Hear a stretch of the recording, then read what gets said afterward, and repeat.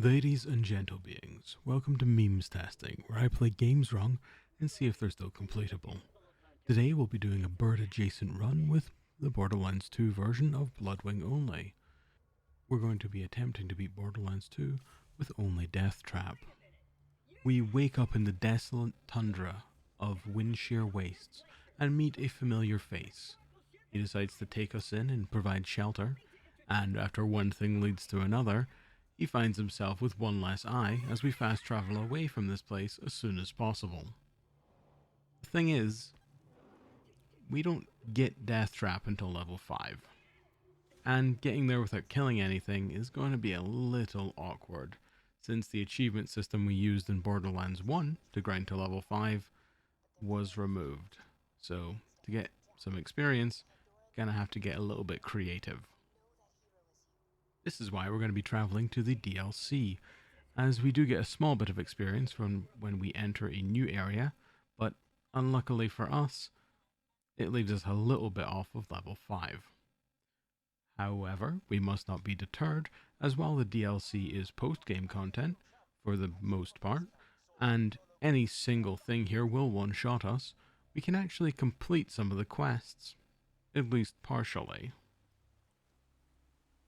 How we get to level 5 is actually quite simple.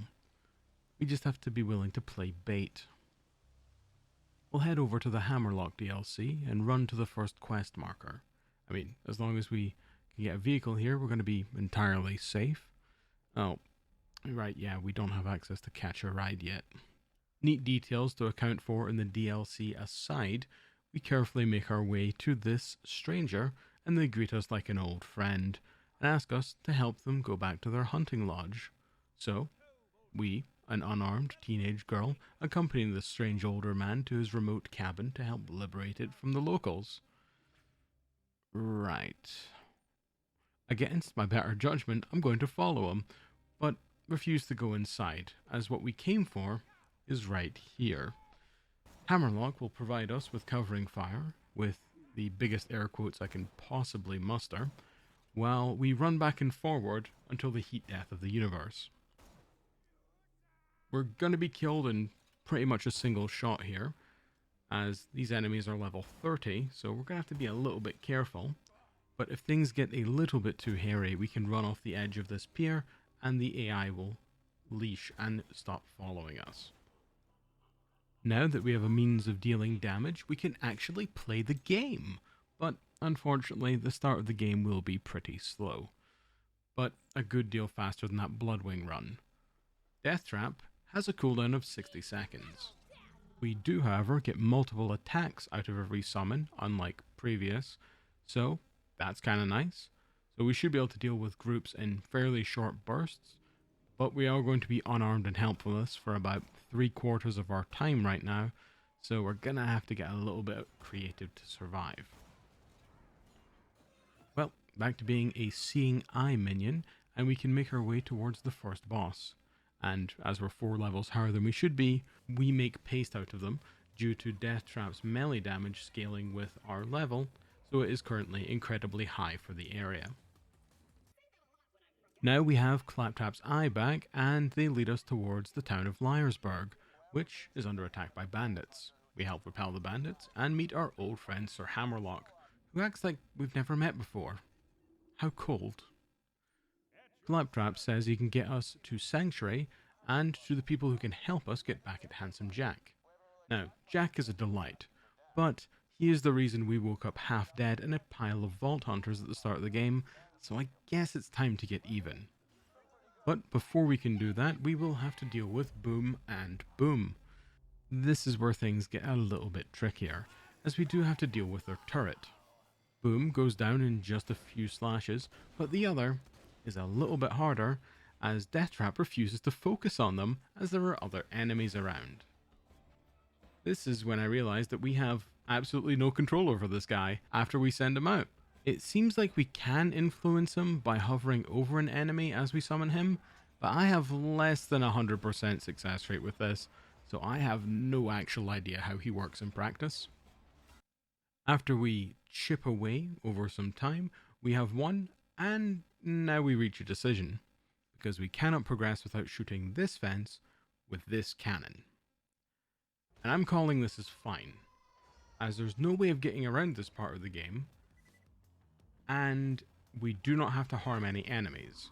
But most importantly, we do not have to equip any other weapons. So as of now, we have only dealt damage with Claptrap.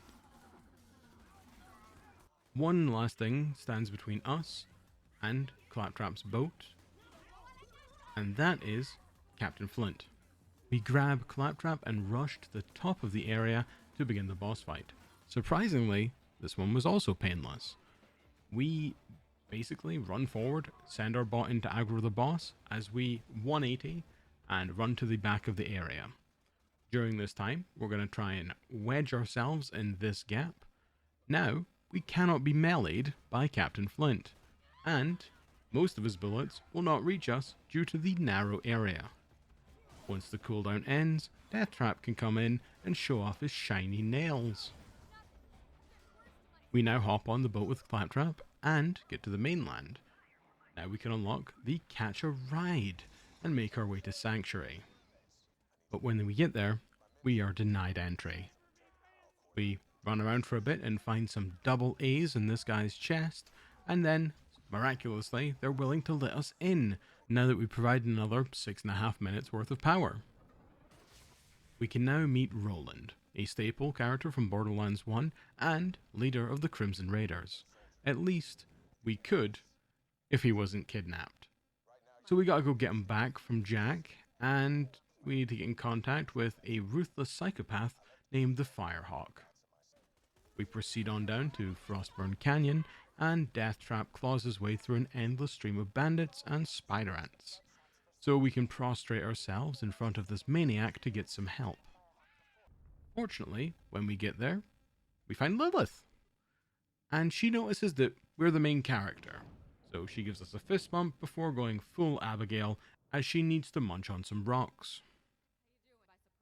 As soon as she learns that Roland is in trouble, we have our first ally in the fight against Jack. We can now attempt to get into the Bloodshot stronghold where he's held, but first, we meet Scooter's sister, Ellie, and assemble a Bloodshot runner as a disguise to get in the front door. This works a treat, but we do have to deal with the Gate Guardian, Badmaw. This is also a painless fight, as we can simply hang around out of sight and basically poke him down while we go make a sandwich. Hey, I'm not going to complain. Easy run is easy. Let's keep going. We can now enter the Bloodshot stronghold and just run past everything, at least until we get to this door. Unfortunately, we do have to kill a mini-boss before we can actually make it to the final room, but it is nothing that 10 minutes of hiding behind this porta potty won't fix. It's long, but not hard. Something I never thought I would be happy to say, but hey. We make it to Roland, and he shows us just how badass he is, before immediately getting captured. So, A for effort, bud. We run on after him and try and chase down his portable prison and start the Warden boss fight. As it can spawn ads, we have no real control over our bot, so I decide to hide in this hole and just continuously summon him from safety. I mean, hey, another boss cheesed with DeathTrap, but again, easy run is... What do you mean the boss left? So yeah, turns out you can have too low damage on this fight, a fact that I never found out within hundreds of hours of playing this game, so that's annoying but super neat. Luckily, the boss just kind of leaves for another location, and we can go there and free Roland, mainly by hiding behind the shipping container while DeathTrap does his thing. After rescuing Roland, we learn about Handsome Jack's plans to awaken the warrior, a powerful alien creature. We now must stop Jack from reaching the vault and unleashing this powerful threat. So, we have a train to catch. We meet up with Roland's spy, and it's Mordecai. Awesome. But we do have a problem. We need to set 3 Varkids on fire to wake him up. Sure. So, We do have an ability that can deal fire damage, so we're not screwed yet. It just means that we need to not kill the Varkid with the laser beam. Or DeathTrap will have to randomly target one of the fire flowers littered around the area. In either case, I don't see the Varkid surviving, but maybe we'll get lucky. After about 30 minutes of just sending our guy out and reloading the area, I thought we would never get this done. Until this happened. I don't know what he did, but I'm not going to argue. I wish I'd caught it on camera, but we're not arguing. With Mordecai now awake, he is joined with Bloodwing, and oh my, puberty was kind to this girl. She's grown about 4 times larger since we've last seen him, and that is not a mistake. Bloodwing is now female. This species of bird that Bloodwing belongs to changes sex when they mature, and as such all of the young are male, and then they mature into female as they age. You may say it's lazy writing to account for Talon down the line, but I say it's based. We can now meet the demolition expert, Tina, and hijack one of the Hyperion trains. Unfortunately, it contains Wilhelm, someone we will be getting more familiar with later, but for now, a few levels of grinding makes this boss fairly easy. As long as DeathTrap occasionally decides to take out the shield drones that are recharging the shield, but with a bit of time, this too falls to our mighty bot. Oh sweet, some more AA batteries for our base. I'm sure they've almost run out by now. Let's just swap them out and, oh, oopsie doopsie. It's a Hyperion power core. You know, made by Hyperion? Run by the Hyperion CEO Handsome Jack that we found on this Hyperion train? That was a trap. So now we have to help evacuate the city, as the shields are now down, and this will never not be one of my favourite scenes in this game. The idea of 1, a flying city, flying away to a safer place, and 2, not being able to escape fast enough, so Lilith teleports the entire goddamn city while juiced on iridium. It's just fantastic. We now have to chase down the city and meet back up with our friends. Nothing in this area impedes us until we reach the town of Overlook, where we have to defend this beacon, which will allow us to hook Sanctuary back up to the fast travel network. When we get back, the Crimson Raiders have formulated a plan to get Jack, and it involves shutting down the AI that's been helping us this entire time. Angel has actually been helping Vault Hunters since the first game, and shutting her down is not only her idea, but the only real option we have to get back at Jack. But while we're learning this, Jack has been busy as Bloodwing has been captured and we need to travel to the Wildlife Exploitation Preserve to rescue her. The first issue is that to even get in the door, we have to injure but not kill the loaders in this area. This is a weird one again, as we cannot kill an enemy, but we also have no control over our boy, so not great, but with time I did come up with a plan. We're going to let him loose, and then allow him to be killed. Hopefully, he will die while an enemy is still injured. If this is the case, we will run as far away from that enemy as humanly possible, and then repeat. We only need 2 lucky flips of this coin, as the third one will be injured during combat and complete the quest before it dies. Once we get that quest progress, we don't care if it lives or dies. It took a bit of time, but it did work. Now we can run all the way to the Sanctuary and have an unexpected encounter with our best girl. She was not just stolen, but she was experimented on by Hyperion scientists. Now gargantuan, we face off against 4 elemental forms, and I thought we were cooked at this point, as one of them is Shock, and DeathTrap can only hit flying enemies with his lightning beam. So, if Bloodwing is immune in her lightning form, we are dead in the water. Luckily for the run, but not for my sanity, she is just highly resistant. So we can chip away at one out of these three forms in a fight that takes roughly 20 minutes, while we sprint in a circle avoiding all of the attacks. And as a reminder, if we die, that's like we have to restart from the start. No one's coming to pick us up. This is single player, and DeathTrap does not care if we live or die. In the end, we get her low enough so Mordecai can subdue her, but then things immediately get worse as Jack has an ace in the hole and detonates the collar around Bloodwing's neck. A sad end for Best Girl, and a depressing moment for Mordecai and myself. Now more than ever, we have to get back at Jack. Not just for us, but for Blood.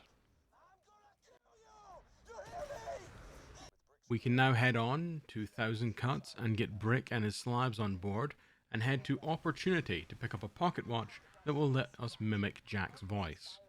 From here, we can proceed on to Bunker and get ready for the hardest fight in the run so far. And no, not Bunker. This door and its turrets. As, for some reason, DeathTrap cannot damage these turrets, and the door will not open until they are dead. Now I checked. You can run all the way around this and try and parkour up the outside. There is no way in. So that's it, right? DeathTrap cannot damage these turrets, so there is absolutely no way to proceed. Is what I would say if I didn't hate myself just that little bit. Because technically, we can get to level 36 and unlock the final skill in this tree, which allows DeathTrap to equip a copy of our shield. Now, I haven't tested this yet, but in theory, if we get a Nova shield and summon DeathTrap next to it, when it hits DeathTrap, the Nova should go off and damage the turret. Except that's what should happen, right? But no, the turret's immune to that specific damage too. So I'm almost out of options here. This is when I thought outside of the box, and outside of the character. Because there are some other shields that can deal damage when attacked. It just so happens that none of them are available at this point in the game. But to hell with that, I've come this far. So, I went and picked up an impaler from one of my other characters, and threw it onto DeathTrap. The reflecting damage from this turret doesn't work. I don't know why their shots aren't classed as bullets, but hey, one bug begets another, splitting hairs at this point. That's when I had had enough. But because I am this stubborn, I did not stop, I just entrenched myself deeper. And that's when I looked outwards. And there is one more shield in this game that can reflect damage. It is the antagonist Seraph shield from the vendor in the Tiny Tina DLC. But wait, there's more. You need Seraph crystals to buy it. And they only drop from bosses in New Game Plus or higher. But we are still not cooked. Because in that same DLC, in that same starting town, there is, I can't even believe it, there is a slot machine. The jackpot can give you Seraph crystals. We need 100 of these bad boys. And honestly, this would take tens, if not hundreds of hours, depending on RNG.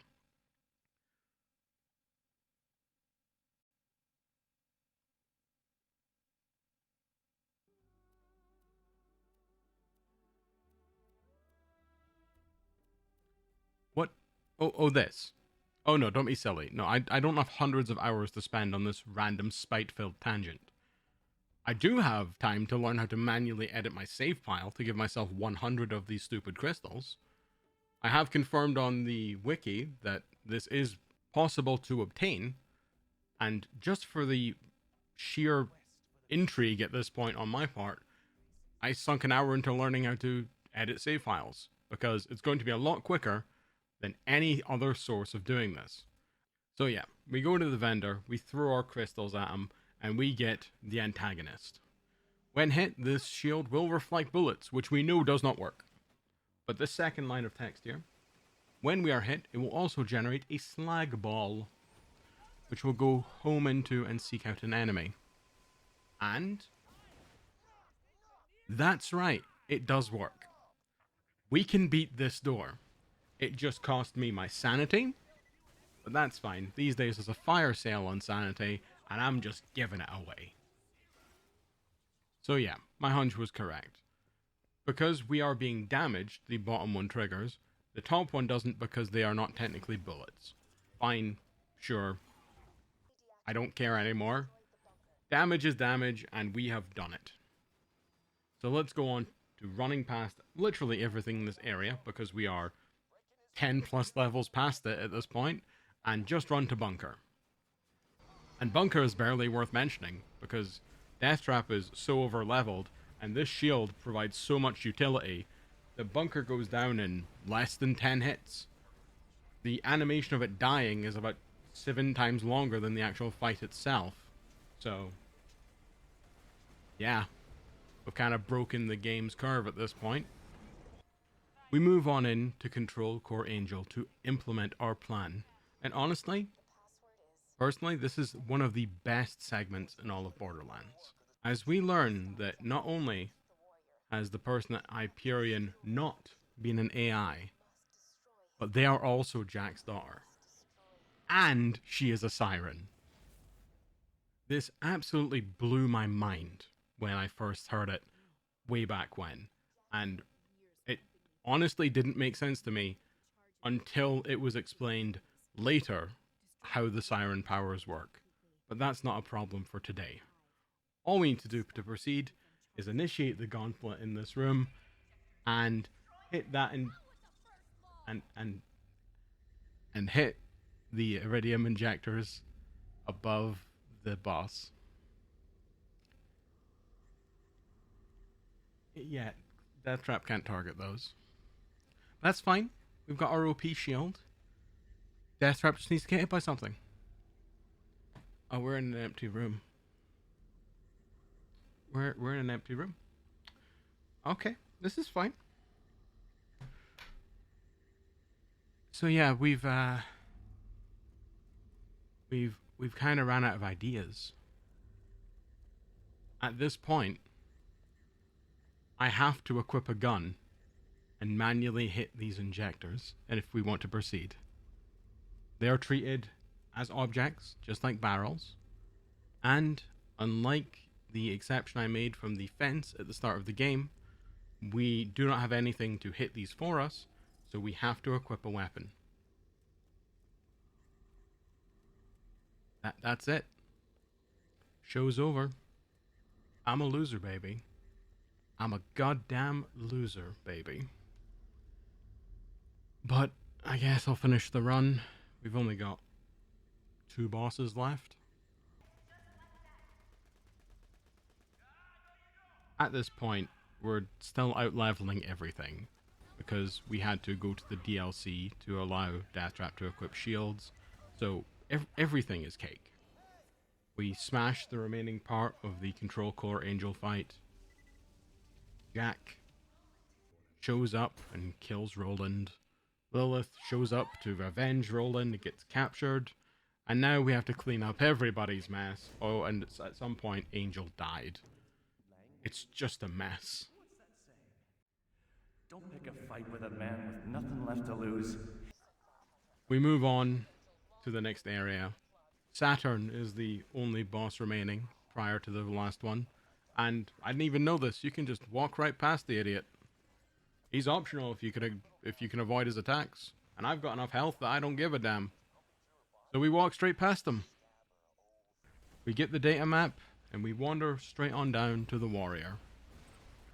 Thankfully, DeathTrap can actually damage him. I was very worried at this point because we have to break his chest, so I figured the AI would just implode at the thought of there being multiple targets, but we can in fact hurt him. So that's nice. I was so defeated at this point that I wasn't even paying attention at the end. I was looking at the shiny guns on the floor that I can't use. DeathTrap even killed Jack when I wasn't paying attention. In hindsight, the run was long, but it was very fun, outside of that one major bug that we had to work around. It was at least an enjoyable time. Sad to see that it's not possible, but knowing the entire run falls apart because of that single encounter, and it's just an object that needs to be damaged, kinda gives me a chuckle that the entire run was foiled by one injecty boy. I do love this game. I'm a little salty, but that's just how these go. This is the first run that I've actually set out to do and lost, and it is kind of nice to still put it up. Post run, I did look around at other runs and have seen others do this same thing, but get stuck at that door with the turrets. So it's nice to see that I've at least progressed slightly in the niche category that is DeathTrap only, but maybe someone after me can figure out how to deal with Control Core Angel, and if they do, DeathTrap only comes back online.